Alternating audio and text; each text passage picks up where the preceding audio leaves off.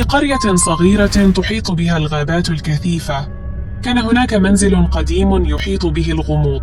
في قبو هذا المنزل عاش إلياس، صبي يبلغ من العمر 14 عاما. لم ير ضوء الشمس يوما في حياته. حبسته أمه في قبو مظلم منذ ولادته، وكانت تخبره أن العالم فوق الأرض مليء بالوحوش التي ستلتهمه إذا خرج. إلياس لم يكن يعلم عن العالم سوى ما تقوله أمه، أو ما يسمعه من أصوات تأتي من الخارج، صوت المطر، العصافير، أو أحيانا أصوات الخطوات على الأرض. كانت أمه تزوره مرة واحدة يوميا، تجلب له الطعام وبعض الكتب القديمة لتسلية نفسه. لكن في ليلة عاصفة حدث شيء غريب.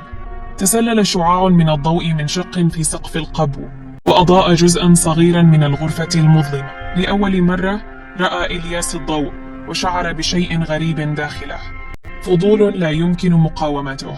بدأ إلياس يشك في قصة أمه. لماذا لم تتركه يرى العالم؟ ولماذا تبدو متوترة كلما سألها عن الخارج؟ في أحد الأيام، أثناء تفتيشه بين الأشياء القديمة في القبو، وجد صندوقا خشبيا يحتوي على صور قديمة ورسالة ممزقة. كانت الصورة تظهر رجلا غريبا يحتضن طفلا صغيرا، بينما الرسالة كانت تحتوي على كلمات مشوشة، لكنها أشارت إلى هروب وأمان. بدأ إلياس يدرك أن هناك سرا تخفيه أمه.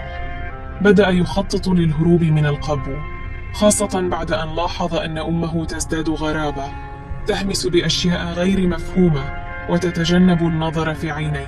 استغل إحدى زياراتها الليلية وسرق المفتاح منها دون أن تلاحظ. في ليلة أخرى عندما نامت أمه، فتح الباب المؤدي إلى الخارج وصعد. كانت تلك اللحظة صادمة. الهواء البارد، السماء المرصعة بالنجوم، ورائحة الأشجار، كل شيء كان جديدا وساحرا بالنسبة له. لكنه لم يكن مستعدا لما رآه. قريتهم مهجورة، المنازل متهالكة، والأشجار تغطي كل شيء. بدت وكأنها لم تسكن منذ عقود. بينما كان يتجول في القرية، وجد رجلا عجوزا يجلس بالقرب من نبع ماء. بدا العجوز مذهولا عندما رأى إلياس، وعندما أخبره إلياس بقصته تغيرت ملامح الرجل وقال له الحقيقة. قبل 14 عاما تعرضت القرية لهجوم من عصابة متوحشة، أحرقت المنازل وقتلت الناس. والد إلياس قتل في ذلك اليوم، وأمه هربت به إلى القبو لحمايته.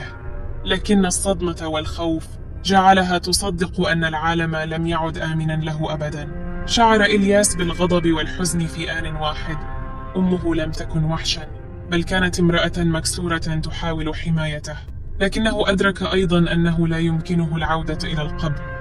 قرر مواجهة أمه بالحقيقة، وإقناعها أن العالم رغم مخاطره لا يزال يستحق أن يعاش. عاد إلياس إلى القبو وواجه أمه. في البداية رفضت تصديقه وصرخت فيه، مدعية أن الوحوش لا تزال هناك. لكنه أمسك بيدها وأخرجها إلى الخارج.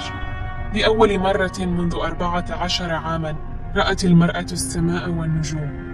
في تلك اللحظة انهارت بالبكاء، واعترفت بأنها خافت من فقدانه كما فقدت زوجها. بدأ إلياس وأمه حياة جديدة في القرية المهجورة، يعيدان بناء المنزل ويحاولان استكشاف العالم معا. رغم الألم والماضي المظلم، أدرك كلاهما أن الحرية تستحق المخاطرة.